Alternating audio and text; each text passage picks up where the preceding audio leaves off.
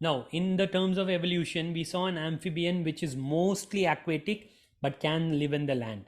Now, here comes another amphibian which is mostly a land mammal, but it loves to waddle in water. What is that? Which animal which comes next in the avatara? It is Varaha avatar. Varaha. If you look, Varaha is a pig boar. Actually, it's supposed to be a boar, wild boar. It has got these huge tusks. Okay. Now, this avatara, to know this avatara, you should, I'll tell the story first and then I'll give you a context because everyone knows the context. It's a very famous story. Now, the whole earth is submerged into the waters in a very lower loka called Rasatala. So, there are 7 lokas above the earth, 7 lokas below the earth. Bhuloka, Bhuvarloka, Swargaloka, Janaloka, Maharloka, Taparloka, Satyaloka. Like that, Atala, Vitala, Sutala, Rasatala, Talatala, Mahatala, Patala, like that, there are 7 lokas. Okay.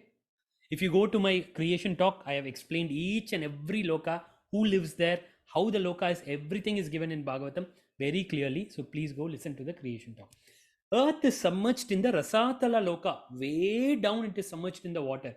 Who took it and kept it there? There was a Rakshasa, not Rakshasa, Asura, called Hiranyayaksha. We will come to the story of Hiranyayaksha after I finish the Varaha Avatara, because I have to tell you who these people are. Okay. Hiranyayaksha takes the earth and submerges him into the Rasatala. Now Brahma is like, where is the earth? How can I create? Right? I have to create. Which space to create? The earth is not there for the mankind to propagate. At that time, he's like, he goes to Narayana. Narayana says, I will come. And then out of the nostrils of Brahma, a small black thing came out. That was a boar, a pig.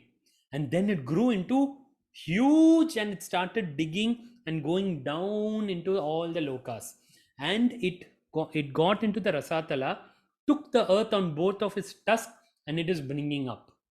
At that time, this Asura, Hiranyaksha, is asking, where is this Narayana? I want to go and fight him. They all say that Narayana is the highest, right? I want to go and fight this highest and become the highest being. Where is it? Where is it? Where is it? Narada comes. He says, there is a boar who is taking the earth from where you hit the earth from the Rasatala. He's almost come to the Bhuloka Mandala. That is Narayana, that pig, that boar that you see, that Varaha, that is Narayana. Go and fight with him.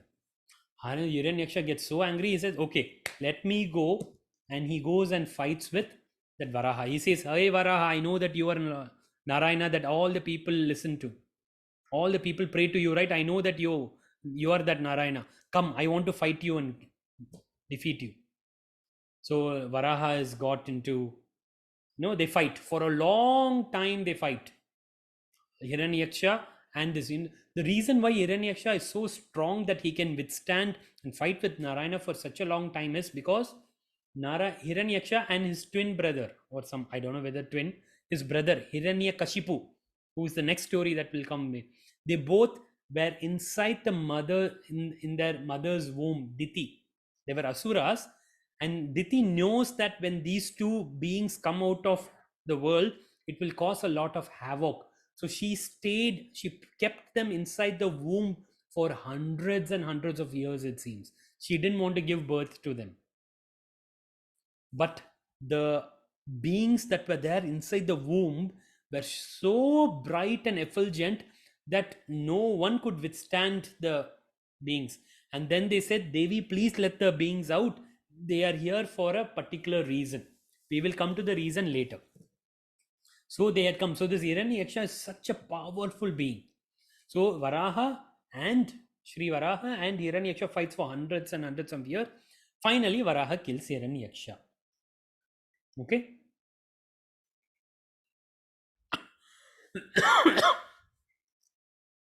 Now, what is the story behind this? Hiranyaksha and Hiranyakashipu are nothing but the avatars of the doorkeepers of Narayana. So let's go to that story now so that you can understand who these beings are. There are four Manasa Putras that first Brahma creates. Sananda, Sanat Kumaras, like that. There are four beings. They don't want any job to do with the propagation of human beings or mankind. They always want to be in service of the God and think about the God. They once went to the doorsteps of Vaikunta where Lord Narayana is. And when they tried to go there, there were two doorkeepers. The names were Jaya and Vijaya. They stopped these rishis. The rishis are saying, can't you see that we are rishis? We are exalted beings. We want to go and see Narayana. Why are you stopping us?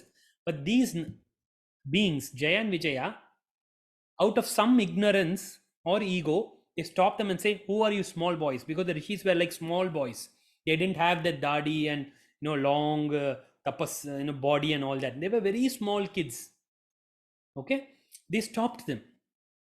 So these rishis, Sananda Rishi especially, got very angry and they cursed him, saying, you know what, you two are so close to Lord Narayana and you still can't see the tejas in us and figure out that we are rishis. It is because of your arrogance and ignorance. So you guys are cursed to be born as man or humans in Bhuloka, where you will experience all the different emotions that the human beings go through, and only then you will come back. Then these Jaya and Vijaya become so frightened and afraid. Oh my God, we forgot what is happening. Lord Narayana himself hears about this and he comes. Vishnu comes out. He says, you know what, I accept whatever has happened here, and here is a choice. Do you want, he gives Jaya and Vijaya, you guys have to incarnate in the Bhuloka because my bhaktas have cursed you. I don't want to take away the curse from them because they are rishis and my bhaktas. At the same time, you're also my devotees. So I'll give you a choice. Do you want to live 100 lifetimes as ordinary beings, as my devotees, and get moksha after 100 lifetimes? Or do you want to live as non-devotees who always are against me for 3 lifetimes and then get moksha? Jay and Vijay are like, 100 lifetimes separating from you, Narayana, we can't do. We will choose the shortest route and take 3 lifetimes. So this Jaya and Vijaya will come in different yugas as different characters only to be liberated by Lord Narayana. So Hiranyaksha is one of that Jaya and Vijaya. Right? And this is a story that Narada is actually telling to Yudhishthira. Yudhishthira asks the story. And then you all should remember, this is still story. Inside that story, someone is telling the story, someone is telling the story. Okay, you all have to remember that. So this is a story that Yudhishthira is telling, Yudhishthira is listening. I'll tell you why I'm telling you this later. So Hiranyaksha is one of that. So what is the thing that he has over here? He's so against Narayana that he has always been thinking about Narayana in a very different way. So, and the time when Varaha kills Hiranyaksha, he actually gets moksha for that lifetime. They have gone back to him. So there is a very different level of bhakti or devotion to Lord Narayana, that by anger or thinking him as an enemy, you still are thinking about God. You will see many characters in the coming incarnations who have this flavor. They are against God, atheist. They are totally an enemy of Vishnu, Narayana. And because they are an enemy of this, they end up thinking about him so much, even at the last moment of their death, they think about Narayana, Vishnu. Hiranyaksha is one of that. Okay. Now let's look at the symbolism of this, which is very, very nice. Hiranya Aksha means golden eyed. Hiranya is gold, Aksha means eyed.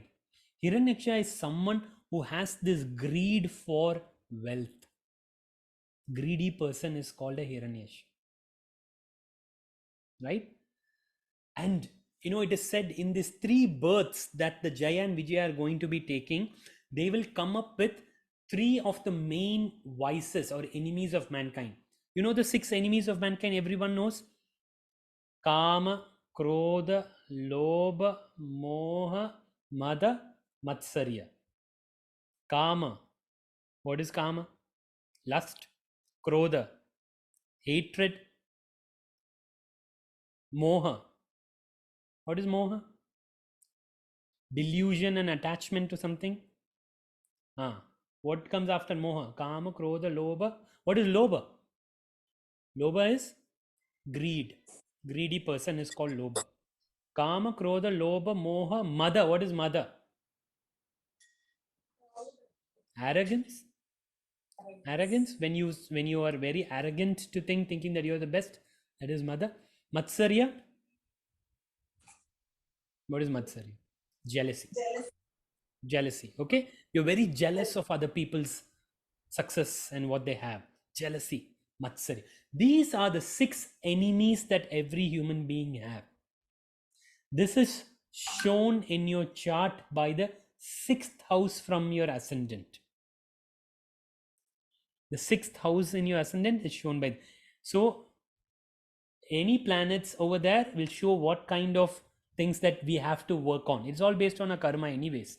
What we have to work on. Look at the 6th house in your, So 6th house. So the two, Jaya and Vijaya, are going to come down and they will have a flavor, a predominant flavor of one of these 6.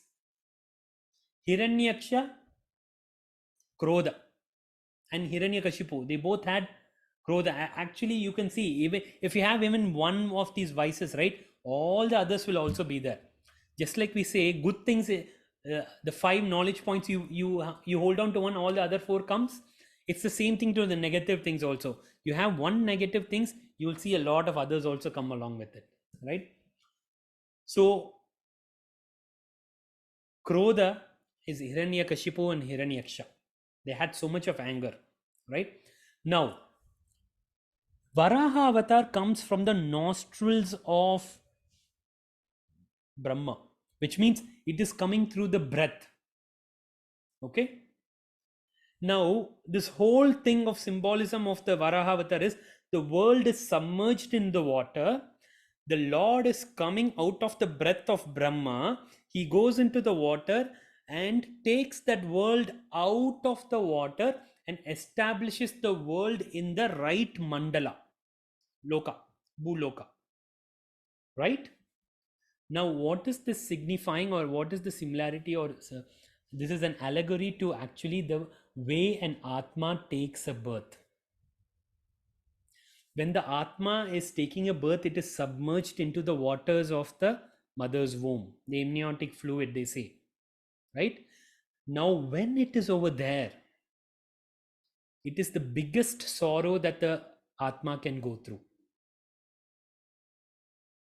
It is said in Madhusudana Stotra that the biggest sorrow that an Atma will go through is being in the mother's womb, in that water of impurity, urine, feces, all the stools, everything that is there.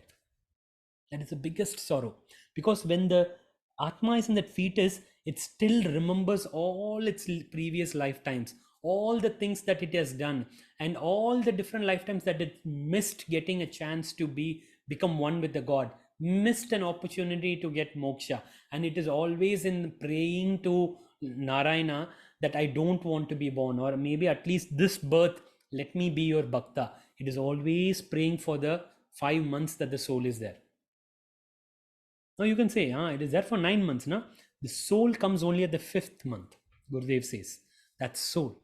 For 5 months, it can come at the 5th, 7th, 9th, even at the last second, something can happen and it can interchange. He gives all the details in Kathopanishad. You can go and watch that. But the soul at the 5th month, that is why we do pujas at the 5th month, because the soul has come. It is very important for a pregnant lady from the 5th month onwards, they say. You should be very careful now, they say, right? 5th month. The soul is waiting over there in its sorrow. The God is the one which comes and picks that soul up from the amniotic fluid and pushes that baby out, and while it is pushing out, wipes off the memory that it had when it is in the mother's womb, so that it can live a life in equanimity, and delivers it out.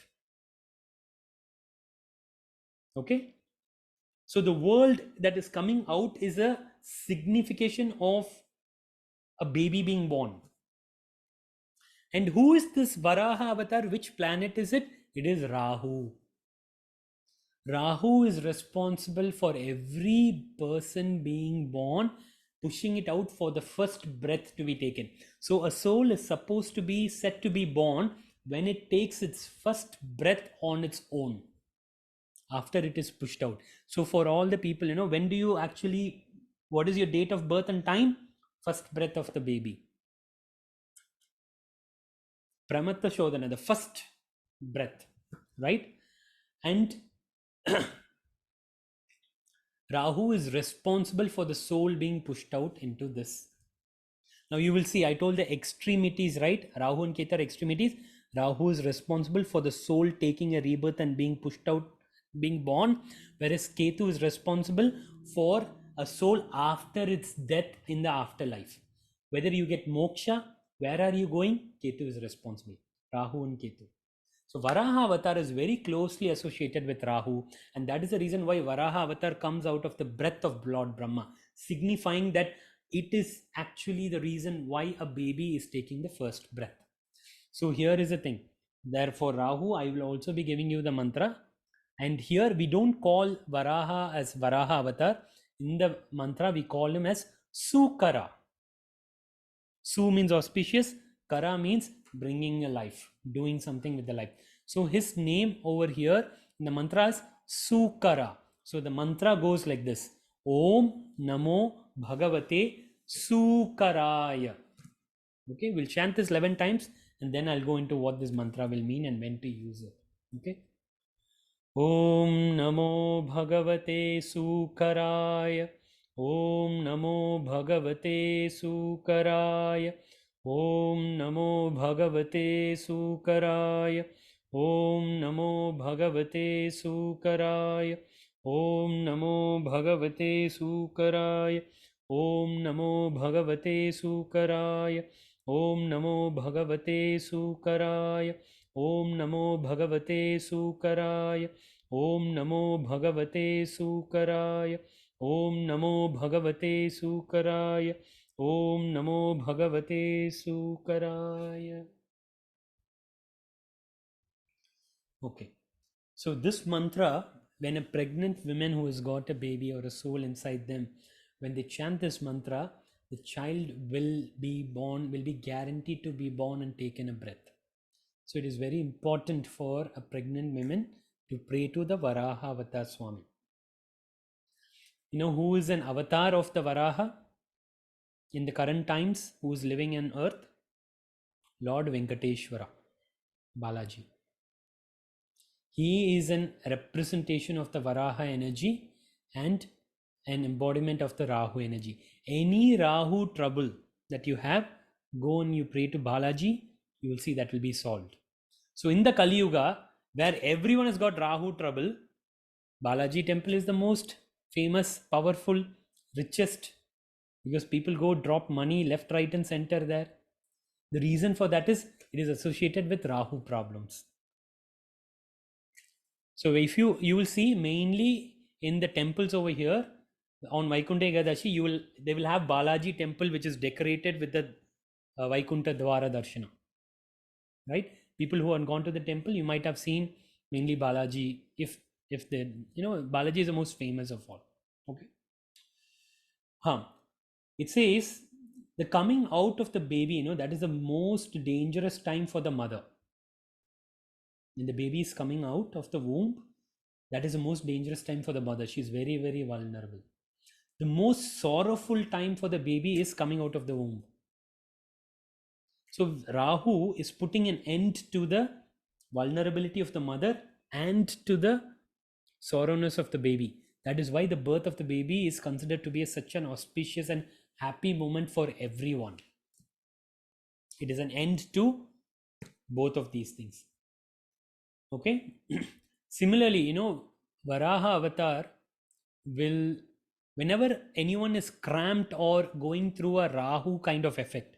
Rahu kind of effect is when you are in a very cramped space, you have nothing else to do, you are put in a confined space, jail, or you cannot do anything, you can't move around, nothing can be done, you're trapped, you're jailed.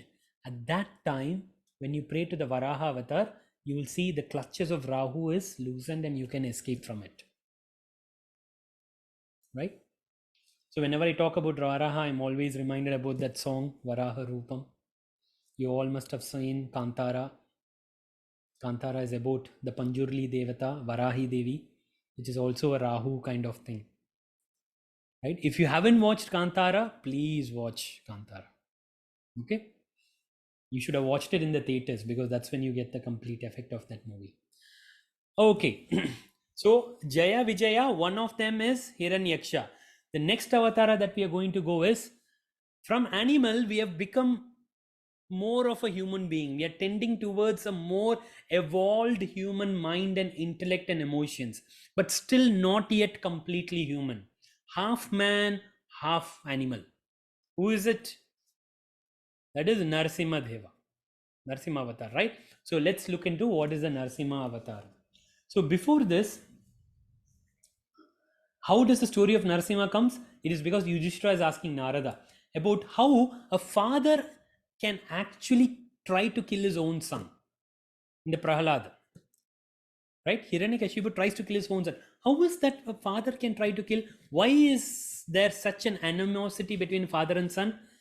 Narada says, okay, let me tell you the story of Prahalada. How does the Prahalada story start? Hiranyakashipu finds out that Narayana has killed Hiranyaksha, his brother, and they are doing the funerals for him.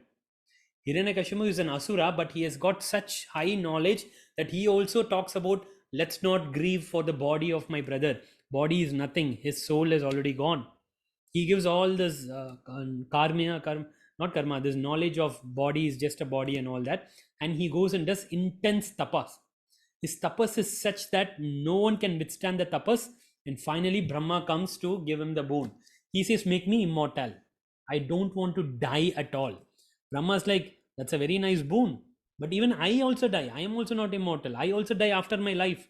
So someone who dies cannot give immortality boon, so you have to ask about something else. So he very what is it, interestingly and very intelligently asks about a boon. So you all know about the boon. I should not be killed by any being that is created by you. I should not be killed neither in the morning nor in the evening.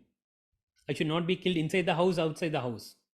I should not be killed by any weapon that is created by you. So like that, there's a list of boons as to there are no loopholes at all. Okay, he asks one thing, and because of that, after he gets the blessings of Brahma, another thing, whether it is Asura or who is asking boon, he simply keeps giving boons. So Narayana in one of the avatars actually tells him, now onwards don't start giving boon. That is actually Narasimha avatara. You should stop giving these boons simply without knowing who they are and what is the effect. It will come later. So Brahma gets scolded by Narayana for giving boons like this. Okay. So Hiranyakashipu becomes so powerful that he goes to all the lokas, drives away all the devas and this and that. He goes and fights with Varuna. All that accounts are there. He drives away them. And you know what he does? He does something very superb. I don't know how he even thought. He says, now onwards, all the havis, all the prayer, all the abhishekas, all the temples should take away the statues of the gods and devas and have my statue in it. I am the God from now on. You have to pray to me. So all the mantras that are there, you should make that mantras based on me. Om Namo Bhagavate Hiranyakashipaya, something like that. You have to put mantras. All of you should pray to me. If you don't pray, I will kill you. So he becomes such a menace, such a nuisance over there, right? Now no one can do anything. He becomes the king of all the three worlds. The Narada comes. Narada is he plays he's very good with the devas and with the asuras. He's like, I'm neutral. In cricket, people will remember in India, there is this one guy who will bat for both the sides at the end. They will give him last batting chance. He will bat for this side A and for side B. Narada is like that. He will go sometime here, he will go sometime there. Both of them will welcome him. They will not even fight with him. They know that he's very powerful. They know that he is the rishi who prays to their enemy. Hiranyakashipu knows, but still he will come. They will not do anything to him. So here Narada comes, and then what happens? Oh, the Narada story comes later actually. So Hiranyakashipu comes, then he's got 5 sons. Out of the son, the last son is called Prahalada. Okay, Prahalada is coming, and then then one day Hiranyakashipu asks Prahalada to come and sit on the lap, and he says, "Tell me what all you know. Did you learn anything? Are you good? Are you ready to go to a Gurukul? Are you ready to learn?" He says, yeah, yeah. You know, Daddy, I learned one thing. There are 2 things that people have, which is the worst enemies. They are, what is it, Father? They are Raga and Dvesha. Likes and dislikes are the worst enemies of the man, of the mind. And there are 6 more enemies that are there. All the 6 enemies that I told you: Kama, Krodha, Lobha, Moha, Mada, Matsarya. These are the things that take the mind of the man away. And finally, I also found out this mind is the biggest enemy of man. And then Hiranyakashipu says, "Oh, what a beautiful man. You're ready for higher knowledge. Call the teacher, call the Gurukul, take him to the Gurukul and teach him." And when he goes to the Gurukul, and he's, you know what he does? He starts teaching other people Narayana Bhakti. This guy is a complete devotee of Narayana. Whatever comes out of his mouth is Narayana. He will teach knowledge and say it is Narayana. This is Narayana, that is Narayana. Now the teachers come and complain to his father, Hiranyakashipu.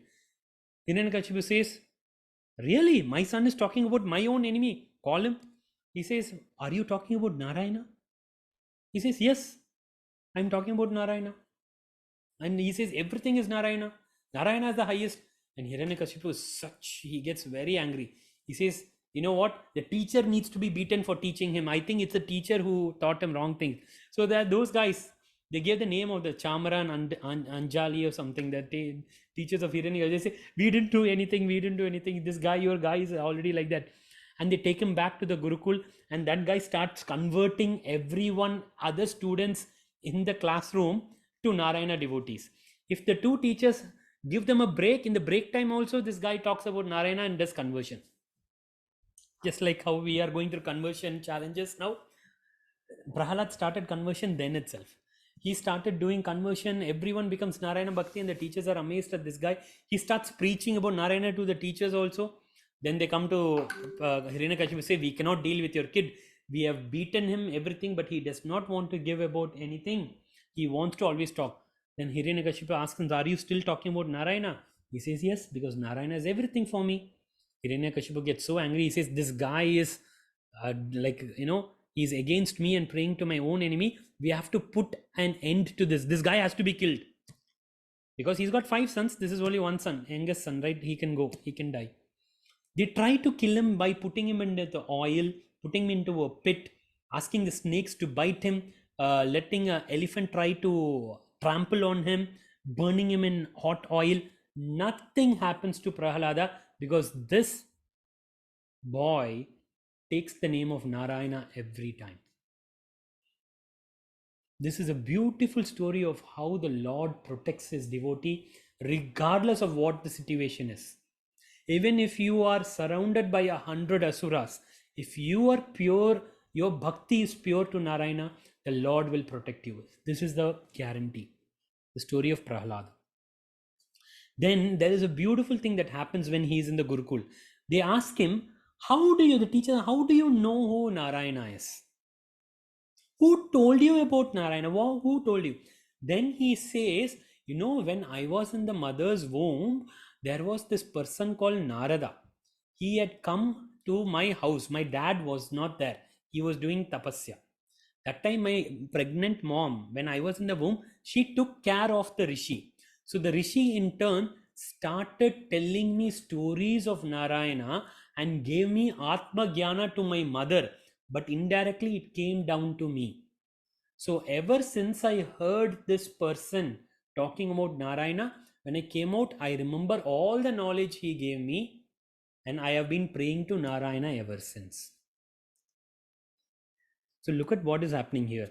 A pregnant woman who is carrying a kid, whatever they listen, watch, experience, eat, the baby gets 100% of it. You all know. Everyone knows that. So you all know what is the best thing to do also, is to listen to stories like this. Make the baby listen. This boy have not seen who Narada is. He has not even seen who his guru is. Narada is his guru. He does not know who his guru is. He has not seen his guru is. All he has listened to is that word Narayana and the knowledge, and he follows that word with discipline. That is the power of Narayana.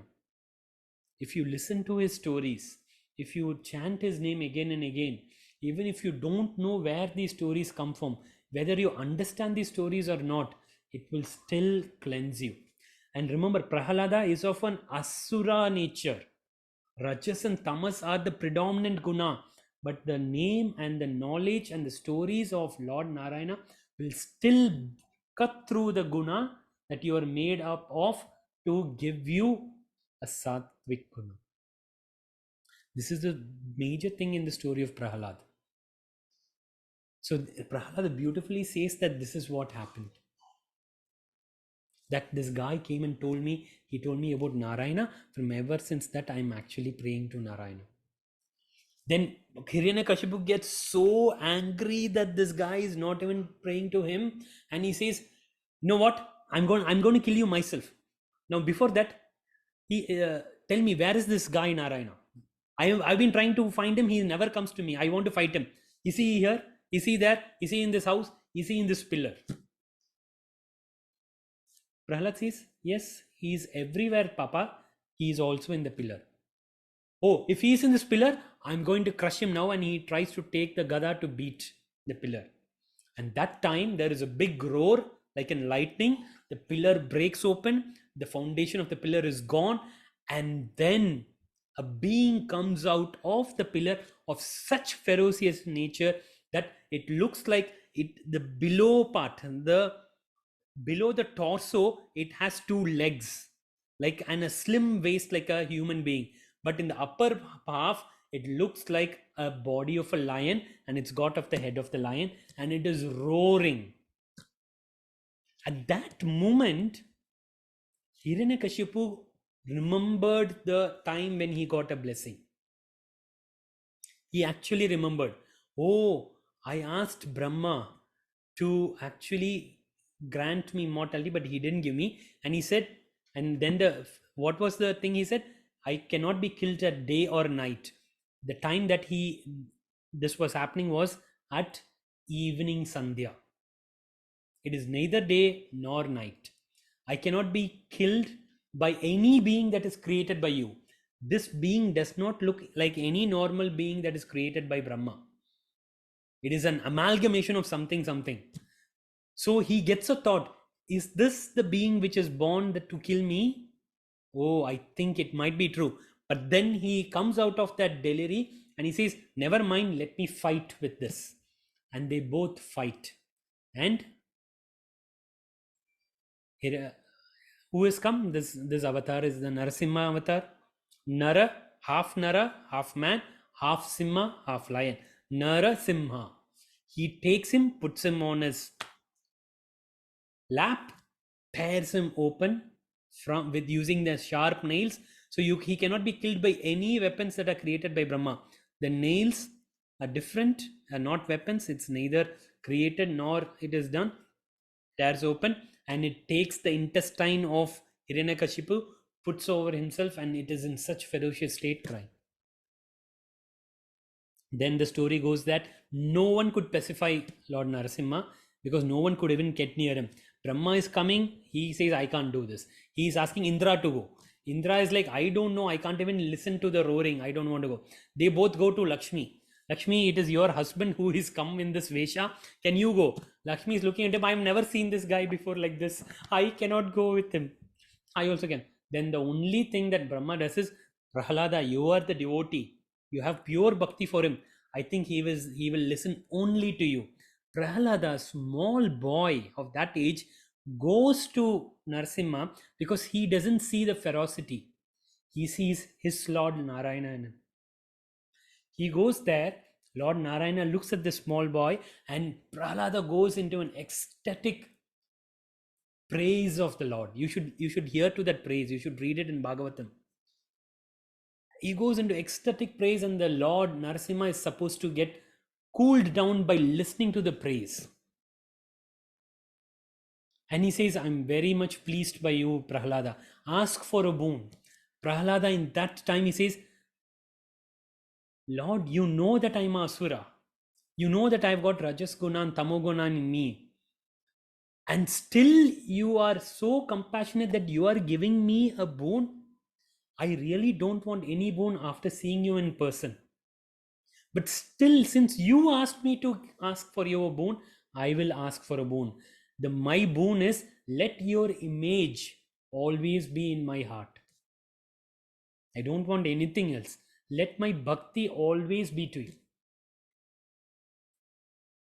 Look at the bhakti of a small boy, Prahlad. Right?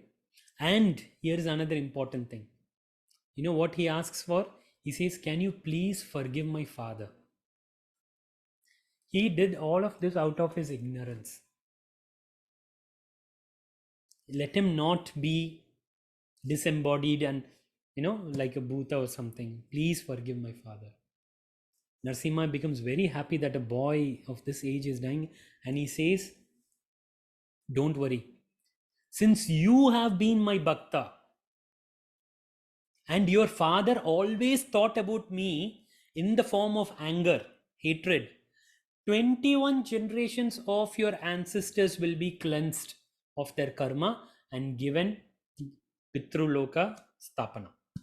21 generations.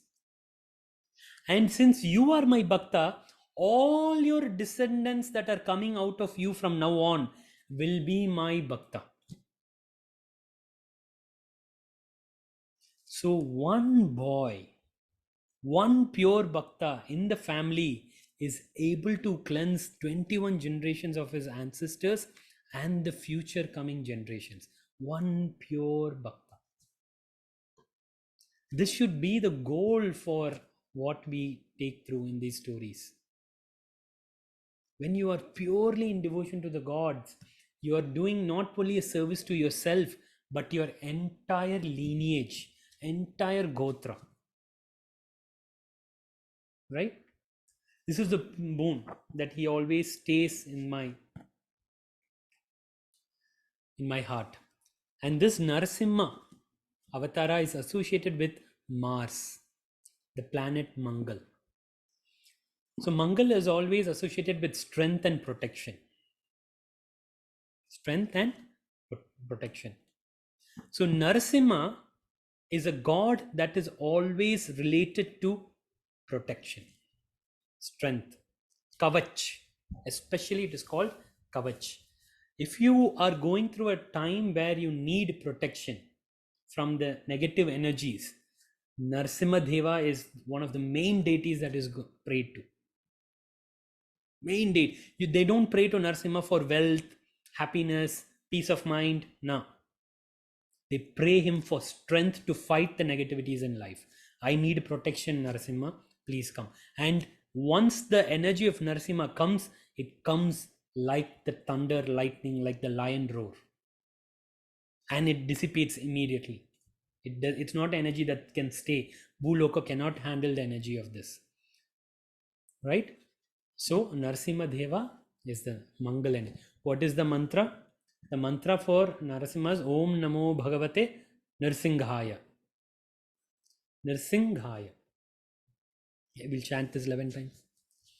Om Namo Bhagavate Nrsinghaya. Om Namo Bhagavate Nrsinghaya. Om Namo Bhagavate Nrsinghaya. Om Namo Bhagavate Nrsinghaya. Om Namo Bhagavate Nrsinghaya.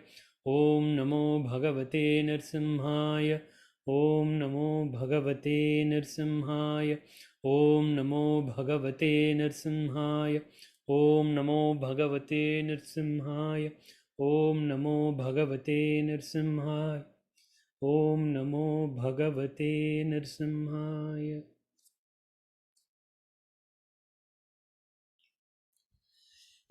Here are some secret things that my Jyotish tradition actually gives me.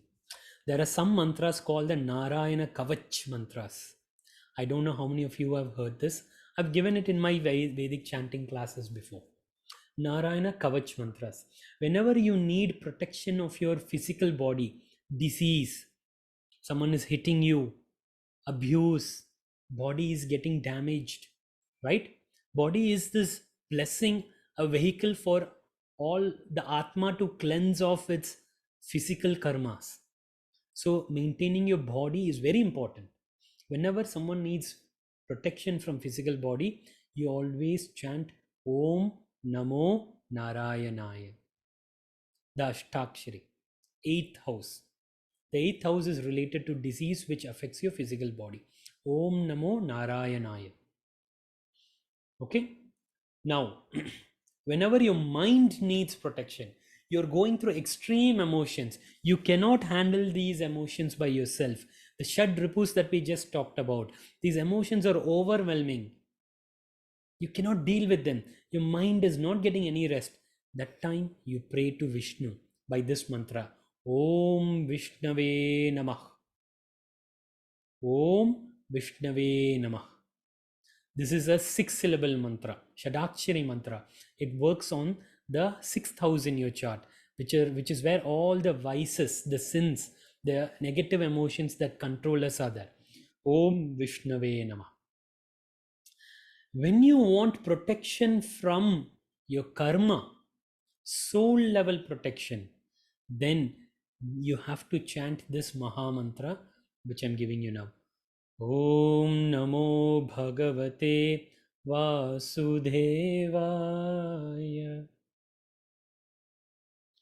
Om Namo Bhagavate Vasudevaya. The 12 Dvadakshari mantra, the Maha Mantra that is given. When you chant this, the 12th house of your moksha mukti, soul level karmic, the rishis who sits in the 12th house gets activated by this Maha Mantra. Right? This mantra is given by the great sage Narada to a very small boy called Dhruva. I don't want to go into the story, even though I love the story of Dhruva. He is rejected by his parent because he wants to sit on his father's lap, but the mom doesn't allow him to sit because he is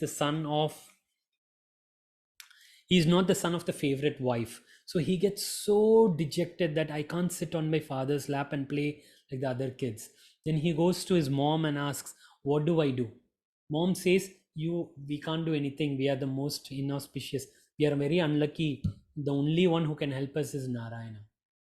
So this small kid, 5-year-old or whatever, I don't know, that small kid goes searching for Narayana. And he asks, where can I find Narayana? Where can I find Narayana?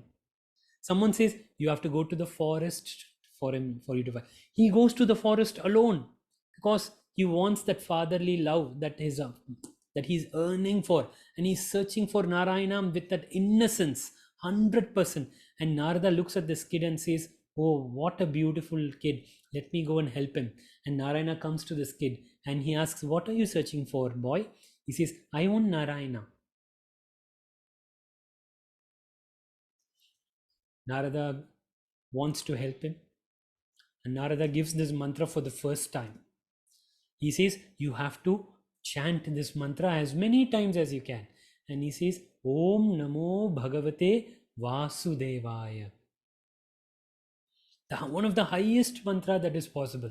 If Om Namah Shivaya is for Lord Shiva, Om Namo Bhagavate Vasudevaya is for Lord Vishnu. So this young kid Dhruva, he goes and he chants this mantra with such innocence, such discipline. Without food, without water, this small kid takes this huge tapasya of chanting Om Namo Bhagavate Vasudevaya. In its very, very innocent baby voice, he says, Om Namo Bhagavate Vasudevaya, Om Namo Bhagavate Vasudevaya. He chants and chants and chants. Finally, Narayana himself comes. I think this is probably one of my youngest bhakta at that time. Prahlada is a bhakta from the womb itself, but here is one guy who is a king, a man. He's a human. He's not an asura of great ability. This is a boy. He has done such tapasya for me. And if you know, it is Vishnu is one of the hardest and challenging God to please, it seems. Shiva comes very easily. Brahma comes, so you know no stories. Everyone goes to Brahma and gets boon because he's the one who comes easily. Shiva comes very easily. Narayana doesn't come easily. Narayana comes only to the purest of bhaktas. He comes. This boy does not even know what to ask when a God comes. He is in ecstasy. He doesn't know what to ask. He forgot what he came here and prayed Narayana for. Narayana takes pity on him and touches him on his cheek, and then he becomes a scholar and he asks for all the thing, and all he wants is to be a bhakta of the God. Then Narayana gives him one of the highest things that a human being can achieve. That his name will live forever, and he will become one of the great stars to be living in the galaxy of this Milky Way. And that Dhruva becomes the great pole star that we see in the sky. The star which is fixed, which will not move. All the stars move around. The only star which is fixed there, which will not move in such a very high altitude, is the pole star. It is fixed to such a state that even sailors in the sea use the pole star to figure out what is my direction. Dhruva is given this exalted state of becoming a nakshatra, not even a graha. Rahu is given a graha. Ketu is given a graha. This small boy, human boy, is given an exalted state of becoming a star, which will withstand the pralaya and see and be there forever, because he was a bhakta of Narayan. And this boy comes back to his mommy saying, I saw Narayana. He says, I saw Narayana.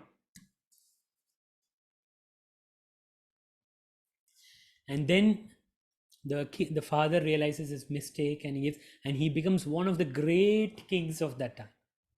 And from his lineage came a lot of big and great kings, and he ruled where the dharma was so strong, because this happened in Satya Yuga.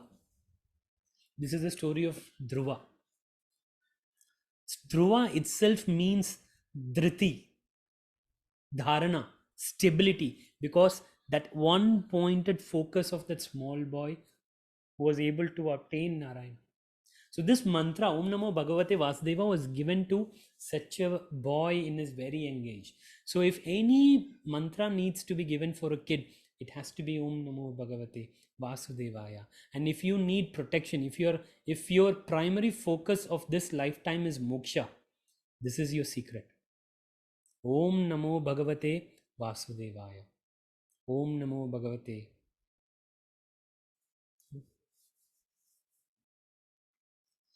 So here is Narsimha Avatara, right? And he is considered one of the Veda Murtis. Ketu is headless, right? When a headless body is given, you can fix any kind of head to it and it will change according to that.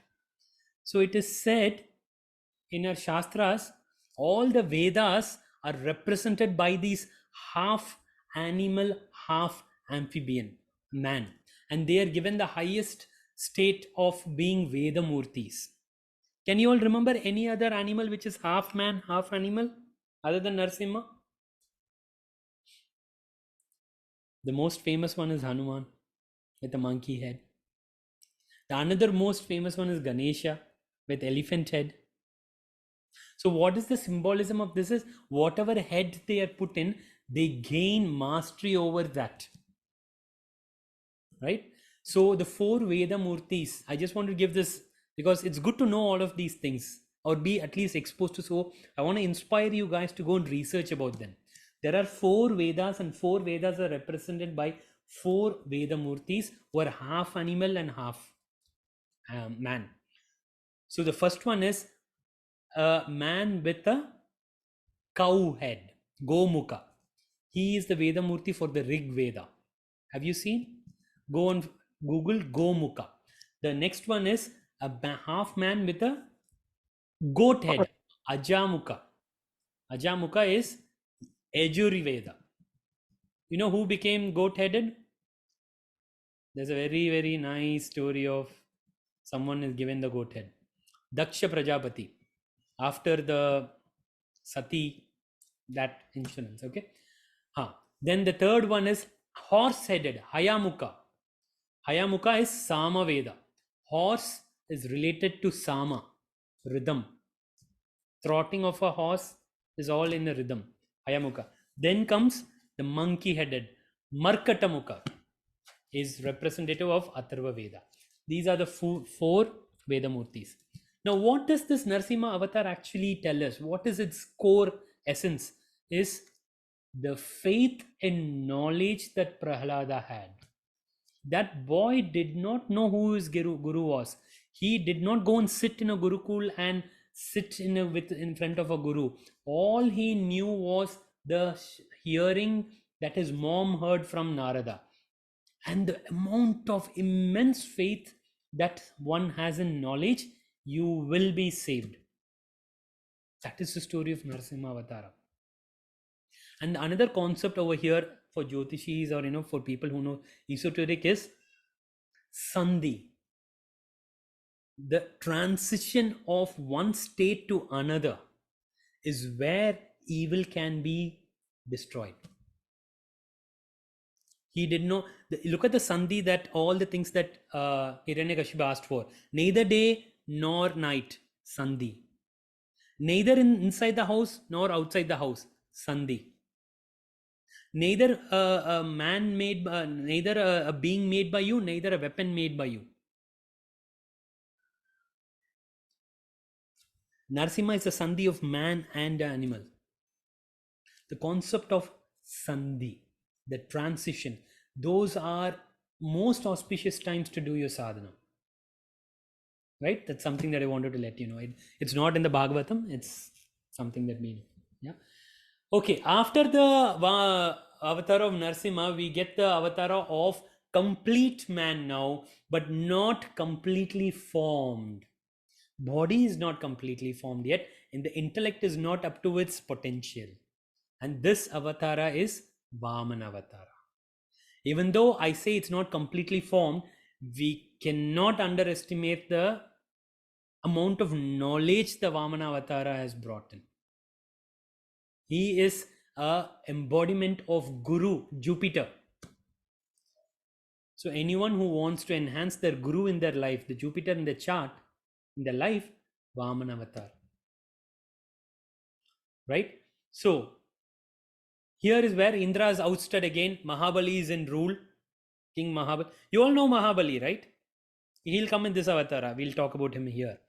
Mahabali. Aditi, the mom of Indra, is asking to her husband Kashyapa, can we do something to actually help our sons? They are ousted from their Indra Loka. They can't do what they are supposed to do. Then Kashyapa takes pity, and she's like, Kashyapa is one of the Saptarishis who is beyond all these dualities. Devas, Asuras, man, there's that, good, evil. I am beyond all that. I'm always meditating. And he looks at his wife and says, I'm here is someone that who's beyond all the dualities. You are forcing you want me to come back to duality by helping you with this. Okay, no, I will not do anything. But I will tell you a ritual, a vrata that you can follow so that you can give birth to a being who is Lord Narayana himself. And this particular ritual is there in completion in the Srimad Bhagavatam. What you have to do, when to do, what mantra to do, which God to pray, all that. So women who are supposed to want to give a divine being a birth, like Narayana himself, can actually go through the Srimad Bhagavatam and follow this. This is called the Payovrata. I don't know if it actually works. I haven't heard anyone completely following it, but you can follow. Payovrita, it's called Payovrita. He gives, do this, do that, do this, then come this.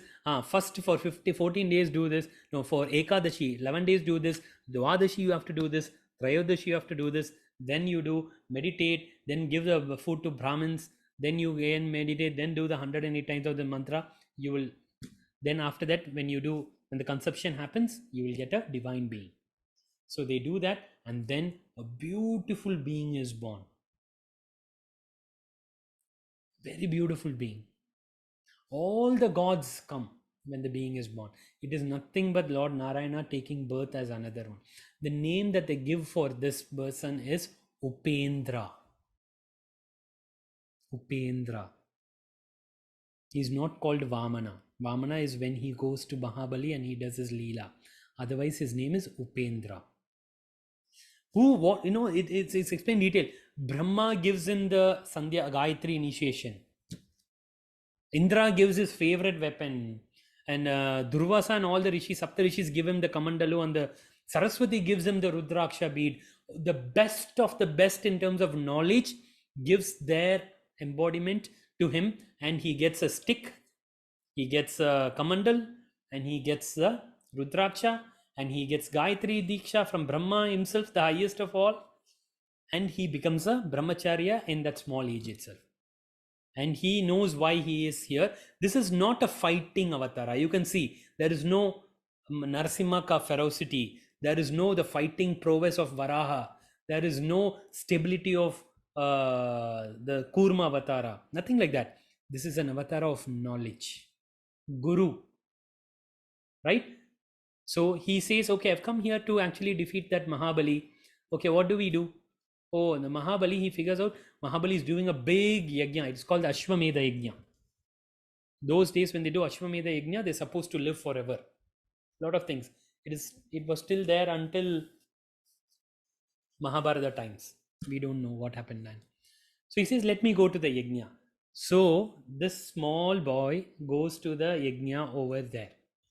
And Mahabali is looking over there, and one shining being is coming. To the extent that Mahabali himself is supposed to be... who is this Mahabali? Mahabali is the grandson of Prahalad. You remember Prahalad in the previous avatara? All his descendants are going to be the devotees of Narayana. Mahabali is an Asura who is still a devotee of Narayana. So Prahalada, his son is Virochana. Virochana's son is Mahabali. So he's still a Jnani, he's still a Narayana Bhakta, and he's an Asura. He takes over Indraloka. So the god is coming down to the earth, or whichever astral plane they are in, to his own devotee and play a Leela. So there is no fighting here. There is only Bhakti. So the Lord has come. And Mahabali looks at this boy, this Brahmin, and he is burning like the tejas is so much that everyone keeps looking at him. And he gets up from the yajna, gives him a seat, please come. And he says, what can I do for you? By the time Shukracharya comes and says,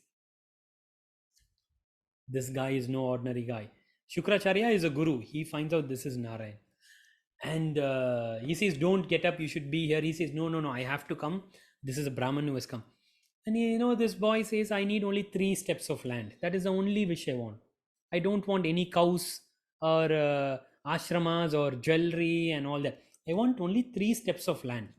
That time Shukracharya comes and takes him aside and said, that guy is not an ordinary Brahmin. He is Narayana. I can see through the thing. He is Narayana. And that time, look at the words of a devotee of Narayana. He is an Asura.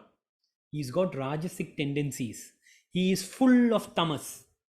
But since he is being a Narayana, look at the way his intellect works. He says, even if this Brahmacharya is Narayana himself, I am so happy that Narayana himself is coming down, taking an avatara, taking a human birth to come to me and ask something. Even if I provide the boon that he asks for, my hand will be on top and Narayana's hand will be on the bottom. What a great blessing. Who else will get the blessing to actually give Narayana something? The one who has got everything in the world, I am provided an opportunity to actually give something to my own God. Why will I not take it? Even if I lose everything in this kingdom, I will not miss this opportunity to play this game with him. So Mahabali, knowing that Upendra and Vamana, now he's become Vamana. Vamana is Narayana, still goes with it. So that is the devotee, that is the power of devotion. No matter what your gunas are, you are still an asura, but still that sattva, that core devotion to Narayana will prevail even at times like this. Even when your whole life is going to go down, it will protect you. Shukra, in Shukracharya, Guru, in order to protect his bhakta, his own king, he takes the form of a bee and he goes into the, because in those days when a wish is granted, you have to pour water 3 times. Even right now, in people who do Sandhya Vandanam, we do 3 times everything, right? 3 times Gayatri, we pour water. It is said when you pour water 3 times, the contract is sealed, energy is done. So he didn't want the water to come out of the Kamandalu. He goes and blocks the Kamandalu of Brigu. This one. Vamana Deva is Narayana. He knows everything. So what he takes a Dhruva grass and he puts it in the spouse and pokes the eyes of Shukracharya, and he blinds Shukracharya in one eye. So ever since then, Shukracharya is blind in one eye, it seems. So Shukracharya also says, I cannot stop this Leela. Narayana has come with a sankalpa to do this. This Bali guy is also not listening to me. So Shukracharya curses Bali that you will lose everything because you're not listening to the teacher. When Bali says no, I will still go and give him whatever he asks for, Shukracharya, the Guru, curses him that he will lose everything. Even then, Mahabali knows what he is doing and he still goes ahead and does what he wants, because he does not want to lose this opportunity of giving a dana to Narayana. It is done. At that time, when he says, you can take 3 steps, O Lord, he says, Mahabali by that time knows. And by the time, Vamana also knows that Narayana, he figured out. At that time, what happens? Garuda comes. Upendra from Vamana, he becomes Trivikrama. He enlarges himself to so big and so much of height that in one step, he takes over all the 3 lokas. In another step, other lokas are all gone. Nothing that is created by Brahma is not covered by his first 2 steps. And he asks, Bali. And it's also said that time, since Bali already knows who Narayana is, they did not want him to escape. Garuda actually binds Bali with a pasha. Pasha means rope. And he cannot do anything but just see what's happening. And Bali says, Lord, please put that 3rd step on my head so that you take away my ego. My arrogance that I have, let that be the step on which you keep your third foot. So Narayana keeps his 3rd foot on Bali's head. And then Trivikrama comes back to Vamana and he says, I'm very pleased with you, Mahabali. How can you not be like this? Because you are the grandson of my greatest bhakta. And when that happens, Prahalada comes, grandfather. He comes there. And when he comes over there, they release him from the pasha and they both are there. And then look at the blessing of Narayana to his devotee. Bali, you go and stay in Sutala. It is one of my favorite lokas where I like to be. You, along with Prahalad and all your ancestors, please go and stay in Sutala. You don't need all these material things because you are my bhakta. In that Sutala, I will be there with you throughout the time. I will guard the gates of the place where your palace is. And this Sutala will be even more magnificent than Indra's Loka. And when the next Manmantra comes, you will become the next Indra. That is what you're all fighting for, right? I will make you the Indra in the next Manmantra itself. And I will be the guard I will guard the gates of the Sutala Loka where you are. I will be with you in those things. So Bali accepts that with his folded hands. Prahalad praises the Lord again. There's another beautiful thing. When Prahalad comes over there, he sees his grandson is tied up. But you know what he does? He runs straight to Vamana's feet and gets his blessings first. He does not go to his family member because his God has come again. Prahlada is the only being who has seen two avatars like that. In Narsimha Avatara, he got the blessing. In Vamana Avatara, he's got another blessing. What a great Bhakta Prahlada is. He goes straight to the feet of Vamana, Narayana, even though his own blood, kith and kin is tied up. And Mahabali, look at the Mahabali, look at that guy. He sees his grandfather, the great Prahlada, the greatest Bhakta of Narayana come. He cannot lift his hands to say Namaskar also to him. So he washes the feet of Prahalada with his tears. All this is said in the Bhagavatam.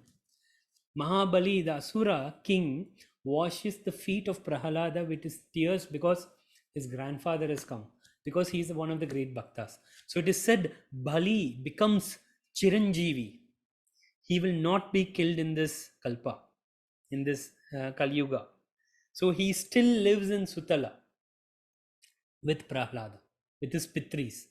And there is one day that Bali is actually allowed to come to the Bhuloka to visit his family. You all know which day that is? It is the day of Onam. Yes, Bali Pratipada. Yeah, it is the day of Onam. He comes over there, and it is said it is a huge festival that Kerala people is, and they wait for Bali to come. Right? That is a beautiful story of another great devotee, Bali, Mahabali. They call him Mahabali. His name is actually Bali. They also give another name for him. When Brahma gives another name, some Bali or something, but he's called Mahabali because of this story of him. Okay? This guy is ready to take on the curse of his guru in order to be with his God. When you take the curse of a guru, you become a guru drohi. He is okay to take the sin of becoming a guru drohi because he knows the Lord will protect him. And look at the status the Lord has given him. You don't have to be in this materialistic world of Indra Loka. I will make you the Indra next. It is said Savarni Manmantra, the next Manmantra, the Vaivasvata Manmantra, that Savarni Manmantra, you will become the Indra. So you stay in Sutala with Prahalada. I will be there with you throughout guarding your palace. What a great blessing. Right? So this is the biggest thing.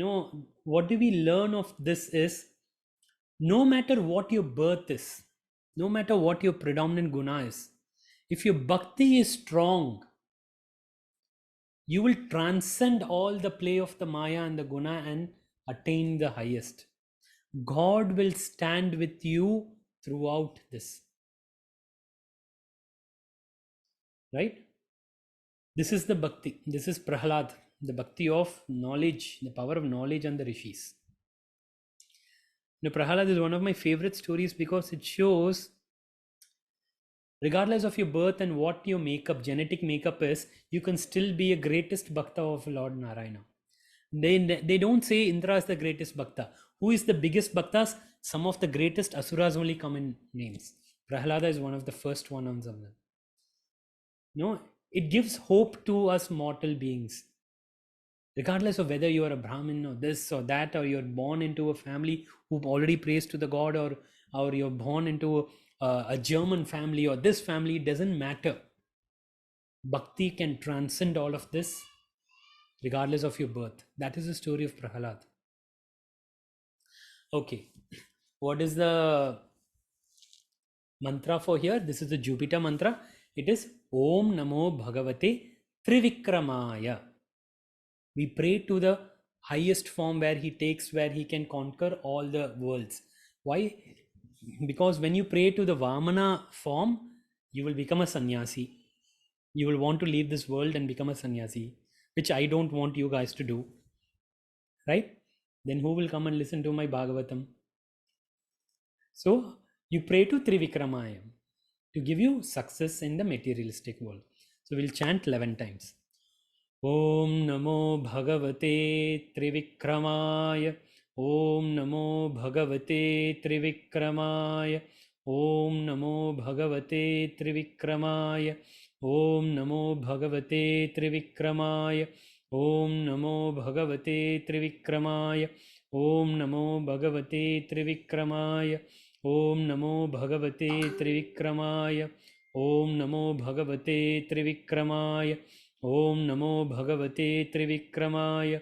Om Namo Bhagavate Trivikramaya. Om Namo Bhagavate Trivikramaya. Wow, we have finished only 4 or 5 of them. There's still more. Krishna is yet to come. What do we do?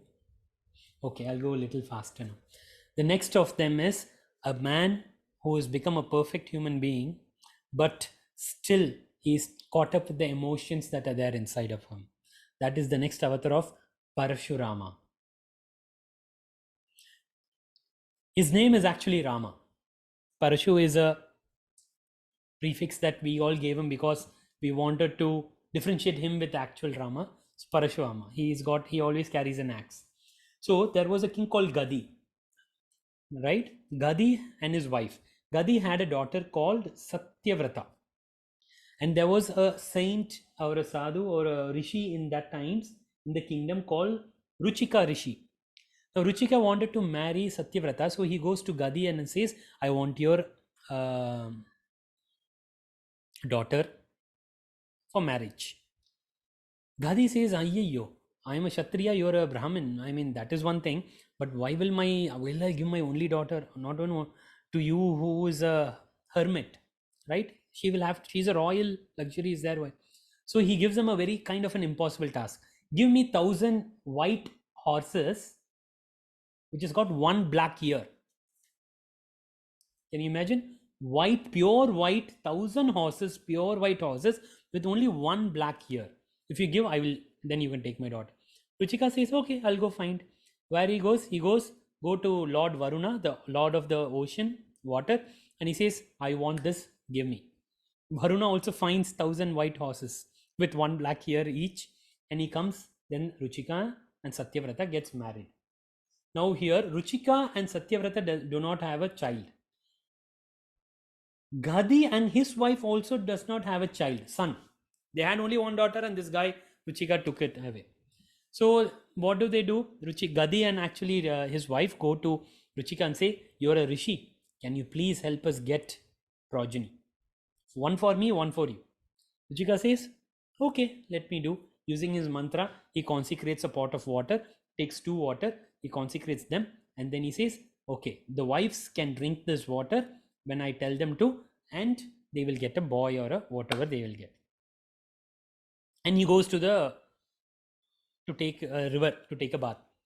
Now Gadi's wife, who is Satyavrata's mom, she comes there and she looks at it and she gets a little doubt. I know what, I think the pot of water for my daughter, since it is his own progeny, he would have done some extra things into the water and extra mantra, and they will get a better child than me. So what I will do is I will exchange the pots. So she convinces her own daughter Satyavrata to take the pot that is supposed to be meant for her, and she takes the pot that is meant for Satyavrata. So they exchange the pot and they drink it, the prasad, they drink it even before the Ruchika comes. Okay. And then Ruchika comes over there and he sees, okay, what happened to the pot? He said, we already drank it. Why did you drink it before I come? Okay. And then the Satyavrata says what her mom had done, that we exchange the pots and drinks. Now Ruchika is furious. Why? Because in the pot that was supposed to meant for him and Satyavrata, he had put in the mantras to get a child with Brahmanical qualities. Sadhu, Sattva, Satvik, that one. And for the father-in-law, the Gadi, his father-in-law and mother-in-law, since they are Kshatriyas, he had put the mantras to get a Kshatriya quality, king, because he has to become a king. Now they both are, oh my God, what are we going to do? What are we going to do? So they say, they pray to Ruchika and say, please, please, can you please reverse it? He says, I cannot do anything now. You've already done. The best I can do is push it by one generation. So what do? They push the birth of these type of quality of beings by one generation. So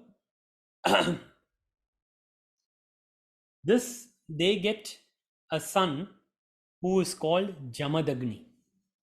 Jamadagni Rishi is one of the very famous rishis who's known for his sadhunas. He's very quiet, calm, and this, and his knowledge and this and all. His tapas is said to be such that even Yama will be afraid of him, Jamadagni. Okay. Now the king who's supposed to get a Brahmanical boy, and it was pushed, he gets another son called Kaushika. Okay. Now Jamadagni has got 4 sons. Out of the 4 sons, the last son is named Rama. This boy Rama is the one who has got the Kshatriya quality in him. Okay. Now that Kaushika person who is for Ghadi, right? That person, Kaushika, is a king because of some story, it's something that happens in his life, turns into one of the greatest rishi of all times, called Vishwamitra. And both of them have a very common story in them. So what with Parashurama, the story goes that he is an incarnation of Lord Narayana, and he's got that Rajas quality in him, Rajasic quality. Because of this, there was a king to which his father was a Purohit, but the king was doing a lot of bad things. They were cannibalism at that time. The kings were not into great things. So the other rishis came and asked Jamadagni, why are you being a Purohit to a king like that? Don't do that. We are all Brahmanas. We have to come and spread the knowledge of Vedas. So come out. So the Jamadagni came out with his family out. Now the king is looking, why did this guy go? So what do? They have a fight with the Jamadagni. And in one of the fights, when Parashurama is not there, they kill Jamadagni. So Parashurama comes back and sees that his mother is lamenting that the father is killed. He gets so angry that he goes and starts killing all the Kshatriyas in the world for 21 generations. Can you even imagine? He says, because the Kshatriyas have been corrupted, the only way to cleanse of the world of this time is to just wipe out the entire Kshatriyas. He goes on killing. Though it is said, my Jyotish said, the only Kshatriyas who actually escaped from Parashurama's killing was the one who prayed to Lord Ganesha. Because Parashurama respects Ganesha. There's a story of Parashurama and Ganesha fighting, if you all know. I don't know if you have heard of it. Google it. I'm not going to say about it. It says, there's a fight over there and they both respect each other a lot. So any king who prays to Ganesha and who is a Ganesha Sampradaya, they are escaped. Okay. So at the end of the 21st generation, this Parashurama gets this feeling of enough. I have killed everyone. And then he does the funeral rites for his father Jamadagni with the blood of all the kings that he has collected. Shard, they say, Shard, the Pinda Shard that we keep with water, we pour. Parashurama did it with the blood of the kings that he had killed. And all the blood that he killed, he collected in a place called Samanta Panchaka. That is the place where Kurukshetra war will happen later on. Near Samanta Panchaka is where Kurukshetra is, and Samanta Panchaka, it becomes a lake that becomes one of the holy sites in the future because Parashurama, the Lord's incarnation, did his over there. After that, he gets into this Vairagya state and he says, what is this? And he goes and lives somewhere. We will see in the coming time that this avatara of Lord Vishnu stays on for such a long time that he actually meets the next avatara, Lord Rama. When he comes, these two avataras meet. Do you all know the story? Parashurama and Lord Rama meets. Why do they meet? It is the time which is saying it is for the power to be transmitted from one avatara to the next avatara. So Parashurama is represented by the planet Venus. Venus, Shukra. He is a builder of so many beautiful things. He is probably it is said that he is the first one who came up with the concept of chariot. He brought in the wheels, he brought two wheels together, and then a place for the warrior to stand, and then there is a steed, and then there is a horse in front, and a charioteer to sit, and a chariot. He came up with that. So Parashurama is associated with a lot of beautiful inventions. So Venus, people who have a very strong Venus have the capability of producing a lot of beautiful inventions. For example, Steve Jobs had a very nice Shukra in him that gave him the ability to create beautiful things in his life. So you see all the Apple products, they have beauty in it. Right? Parashurama.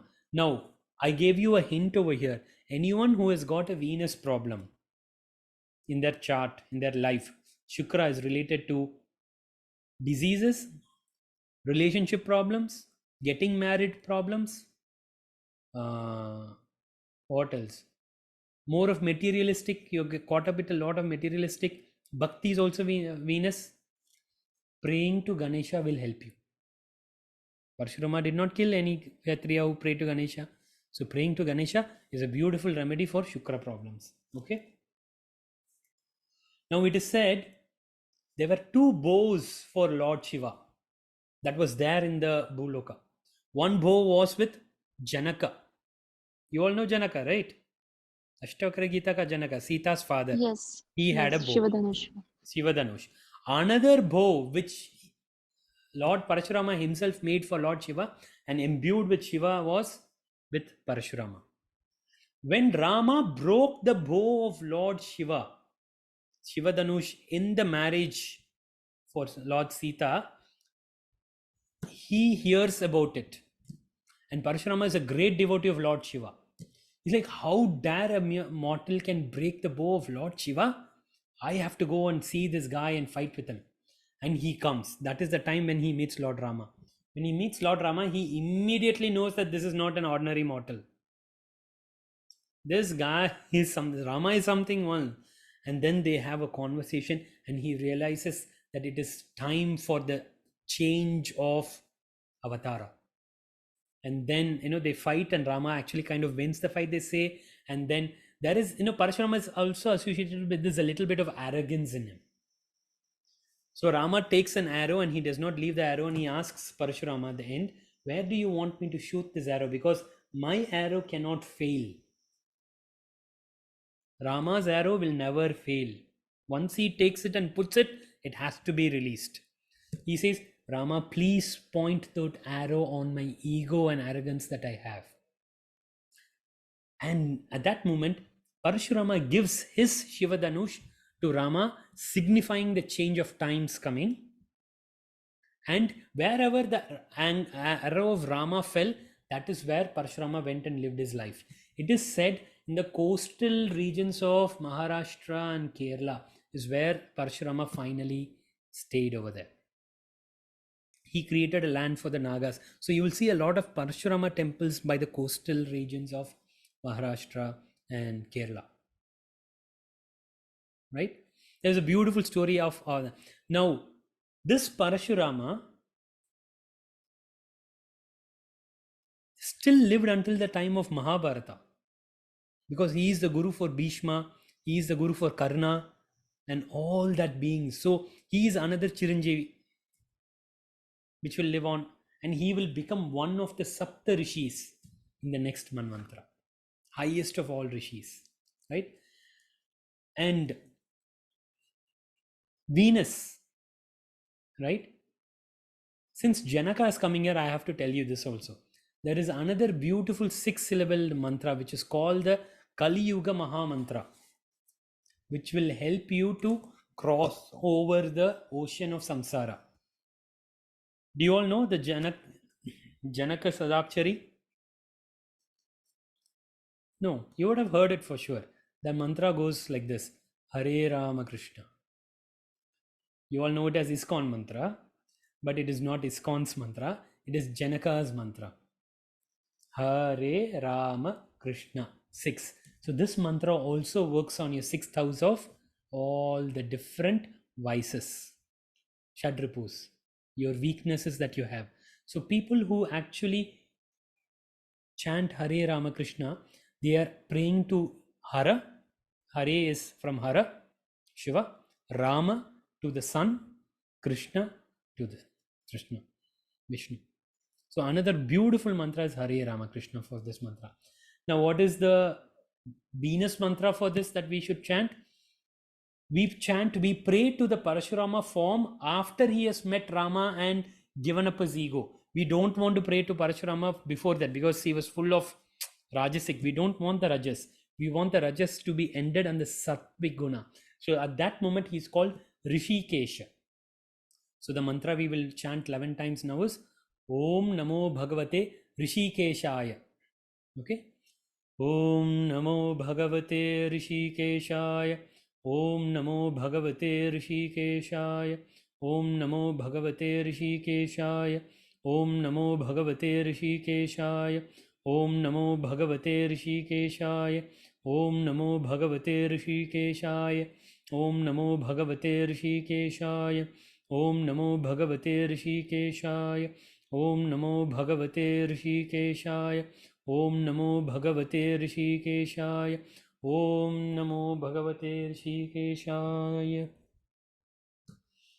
Another beautiful story that is associated with Parashurama is there's an incident where his mom, Renuka Devi, wife of Jamadagni Rishi, took time actually bringing the water from the lake for the puja for Jamadagni because she was seeing something and it spent time and all that. When Jamadagni asked what happened and he finds out that she came late because of some reason, she ordered his sons that to kill her mom, to cut off the head of his wife because she did something impure.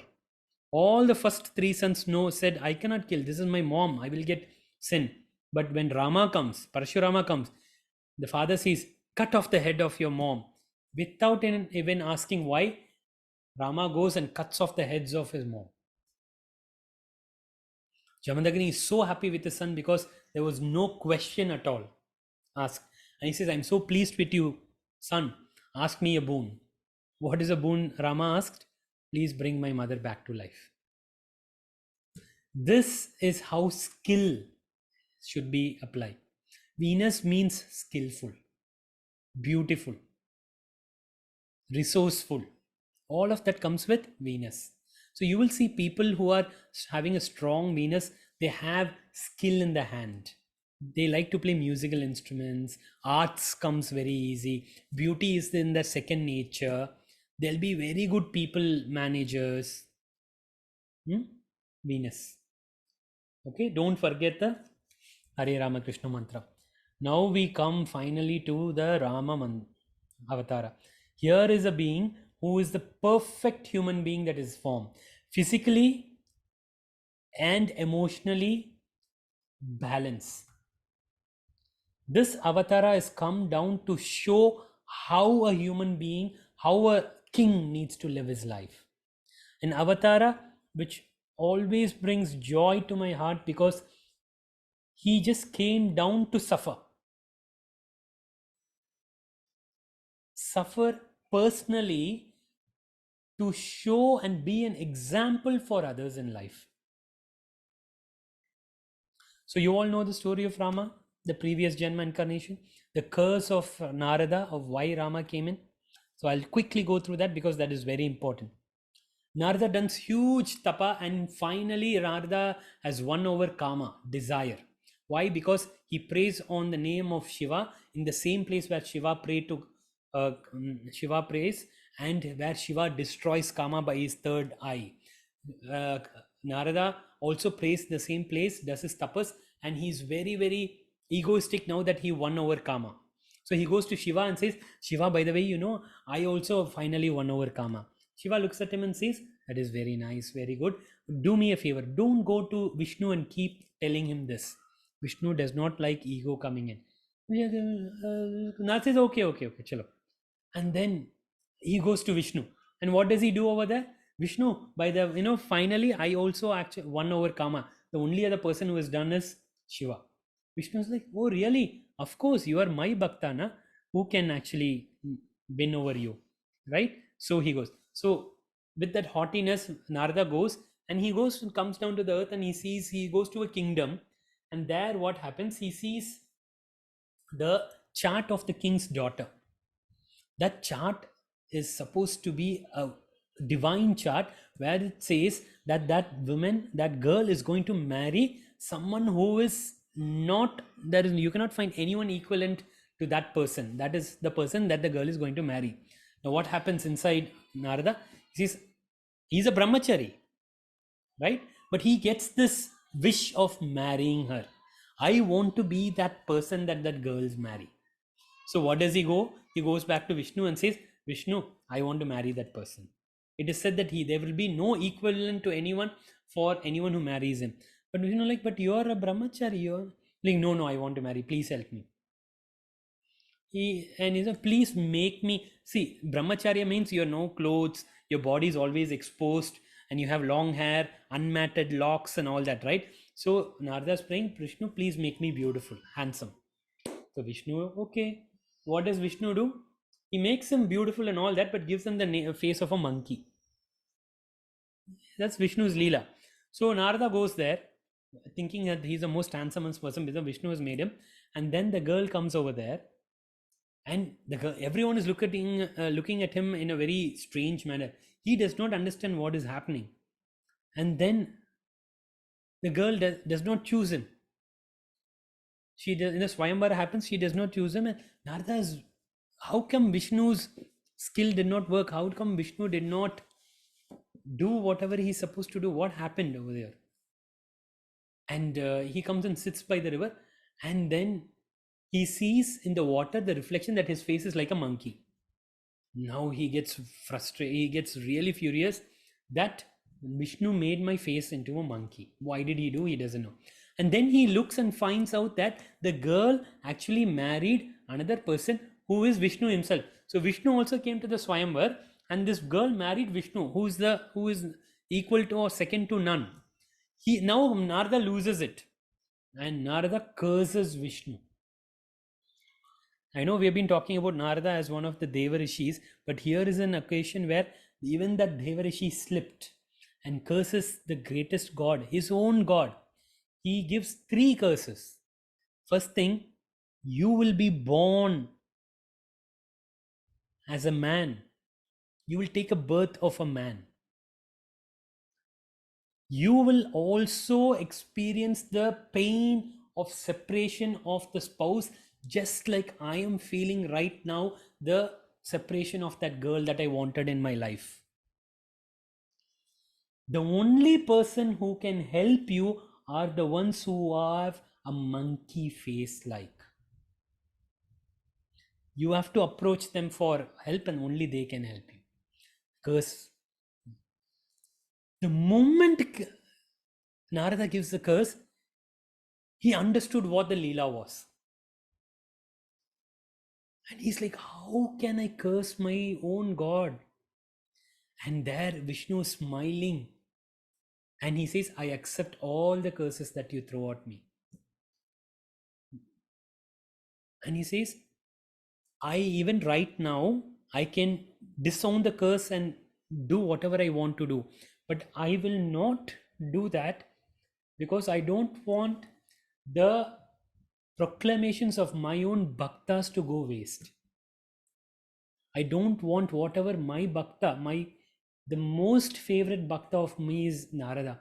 I don't want whatever the words that have come out of his mouth to become false. So I will take the avatara of a man and go through the curses myself. So the God is taking the curse that his own bhakta is giving him and willingly suffering when he comes down to earth. That is Rama Avatara. So he comes down. You all know the story of Dasharatha. Everyone knows the story of the entire Mahabharata. Ramayana. I don't have to tell you anything, but I want to give you some beautiful stories in between which you might not have heard, which is relevant to why this Rama is so beautiful. In the times of Ramayana, when Rama was born, it is customary for all the kings to take more than one wives and have kids with them, because they wanted the Kshatriya race to propagate. Why? Parashurama killed everyone. No more men are there. No more Kshatriyas are there. So once Parashurama is still there and he has finished his killing of 21 generations, the next upcoming Kshatriyas need to propagate. So women are more, men are in demand at that time. Kshatriya, proper men. So it is customary for the men to take more than one wife. There is no thing at all at that time. And that, rather than becoming a custom, it then become a symbol of enjoyment and pleasure at that time. One thing. The other thing is, Rama is coming down also because of another blessing that he had given in the previous lifetimes of Dasharatha and Kaushalya. They were doing tapas, intense tapas to Narayana, and when Narayana come and instead of asking him moksha, they got deluded by the maya of this Lord and said, I want you as my son, as my kid. So this is another thing that what are you praying? If you have a sankalpa in your mind, it should be well thought out and steady. Then he says, okay, I will come and be born to you in your next lifetime, not in this lifetime. They are born as Dasharatha and Kaushalya, and Dasharatha has got 3 wives, Kaikeyi, Sumitra, Kaushalya. You all know about that. Rama is born. Right? In this avatara, you know the Jaya and Vijaya that we talked about? They are also born.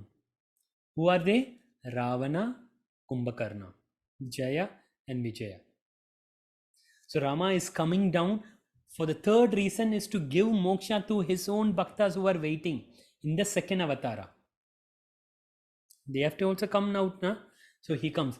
So here is a God who willingly comes, who should be revered and who should have lived like a king like no one else. Because of the fate and play of destiny, people forgetting who this Rama is, they banish him. And this man, this God, willingly takes the banishment so that he can suffer the separation. He goes and plays the Leela of Ravana taking away his wife. If Rama had thought, he could have very easily destroyed all of this, but he plays the role of the common man, and look at the perfection of that drama that he plays. And the biggest thing, that the most characteristic thing that Rama does is, he immediately announces that I will not take more than one wife. I am a Ekapati Patni guy. And that sets the tone for the future kings and kingdoms, that here is the greatest of all kings who has said, I will take only one wife, at the time when it was fashion to take many wives. And when Rama is coming down, when Sita, when Lakshmi hears that her lord has been cursed by Narada, that he has to live as a man for a lifetime and separate from his being, Sita willingly comes down.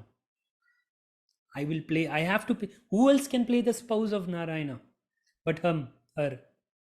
What is the need for Lakshmi to come down? What is the need for Ananta Sesha to come down? The bed.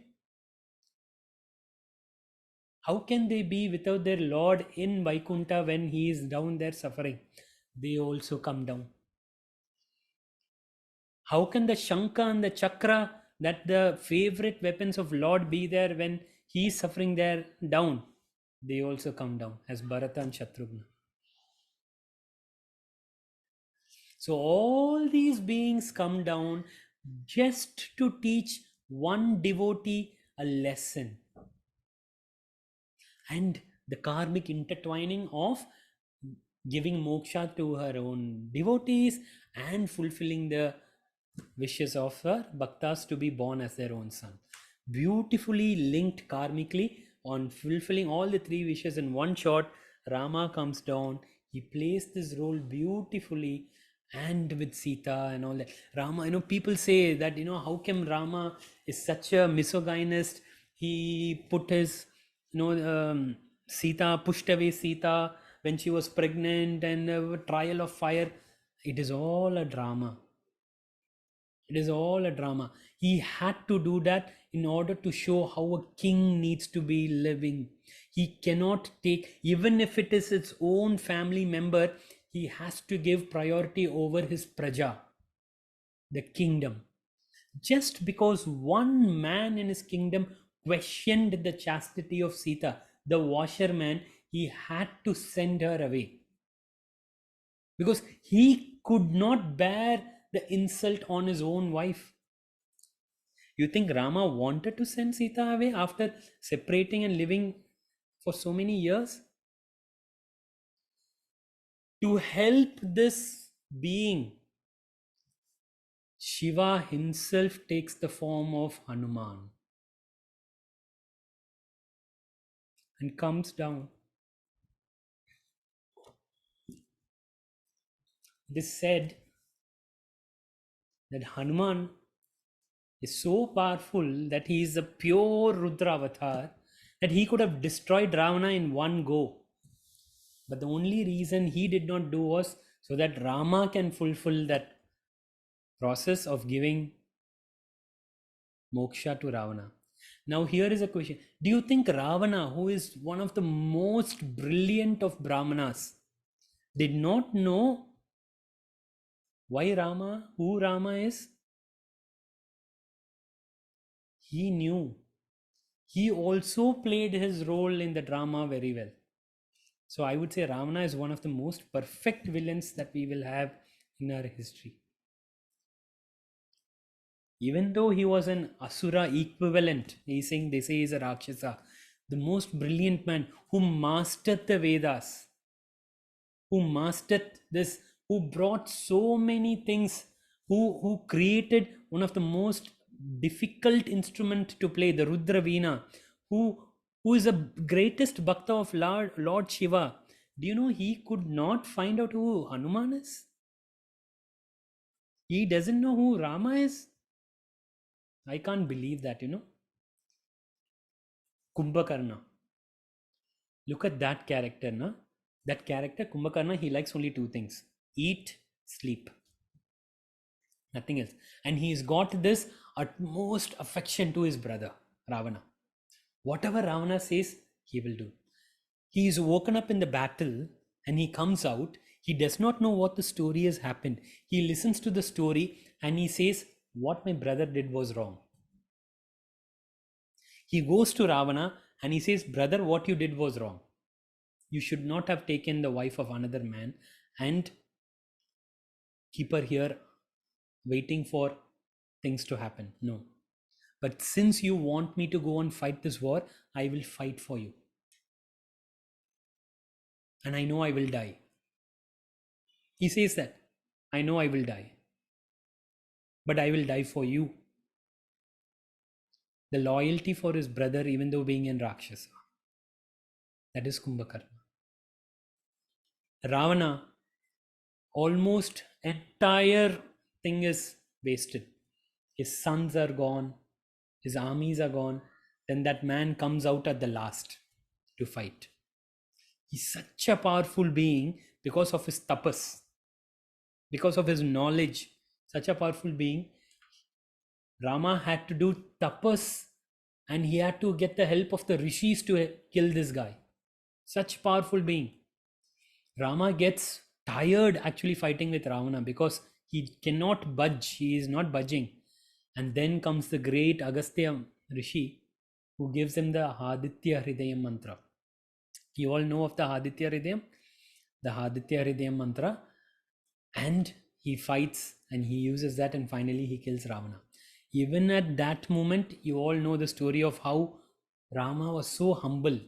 And he says to Lakshmana to go and learn the knowledge from Ravana.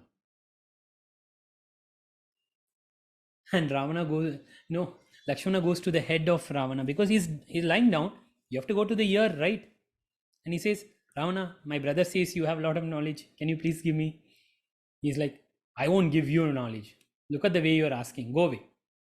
Lakshmana goes away. Like he's not giving. Rama says, I'll come. He lets go of all the warriors, all the things, take off his chappals, barefoot. This man walks.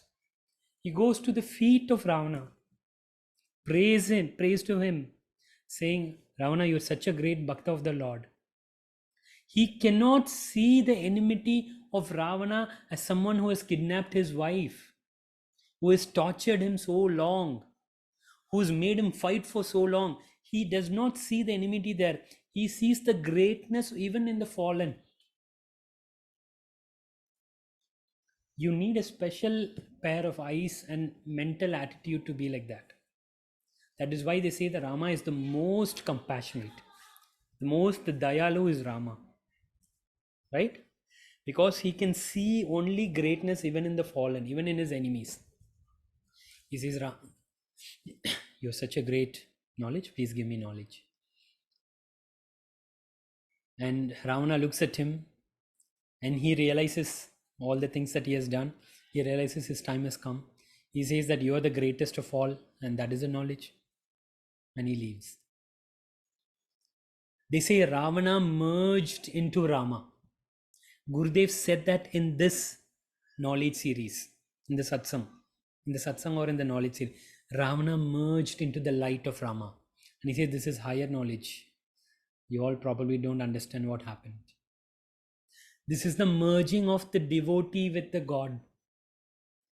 When someone is killed or touched by the God, there is a type of moksha called Sayujya moksha. Even in mokshas and mukti, there are 4-5 kinds of moksha. You merge with the Lord and you become Him. There is no difference after that. Ravana gets one of the highest mokshas with Rama. What a beautiful Leela they have played. And then, what can I talk about Rama? You all know his entire story. Death cannot come to Rama until Hanuman is there in the kingdom. Hanuman stands guard. Yama will not come. Now, how can Rama die then? He has to go back, right? Rama plays a Leela. Rama takes a ring from his finger, puts it into a crack, and it goes down. He calls Hanuman and says, Hanuman, my ring fell down. Can you go and pick it up?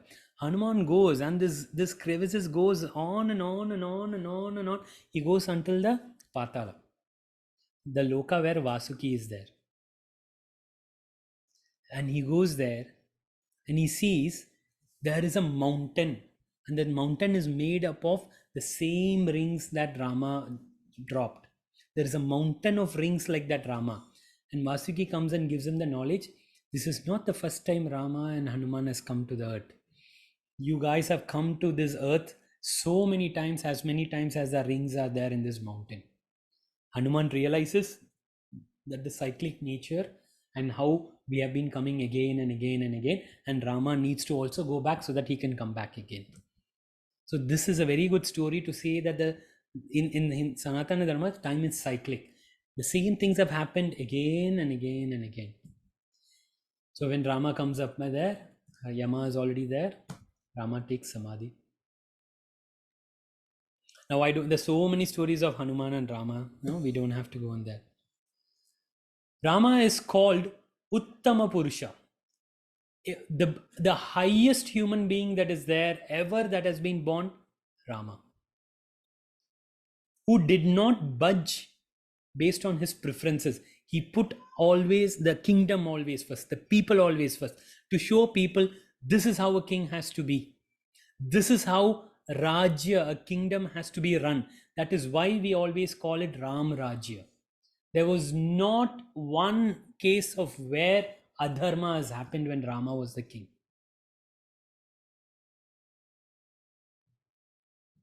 This Ram, who is so disciplined, is associated with the sun. because sun is the only graha who is so disciplined, who maintains time, who comes, whose sun sets and rises at the same time.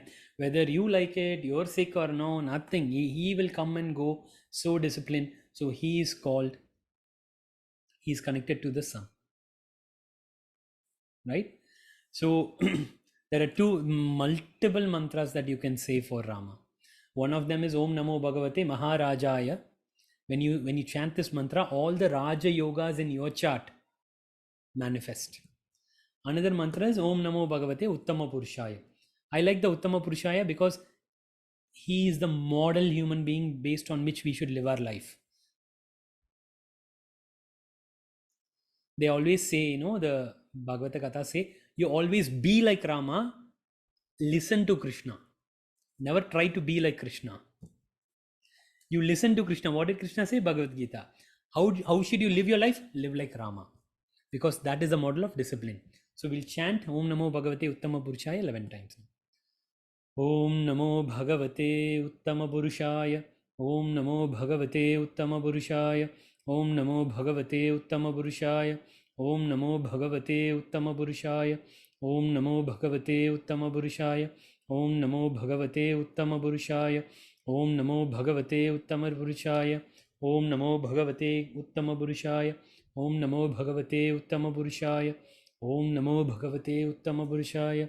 Om Namo Bhagavate Uttama Purushaya.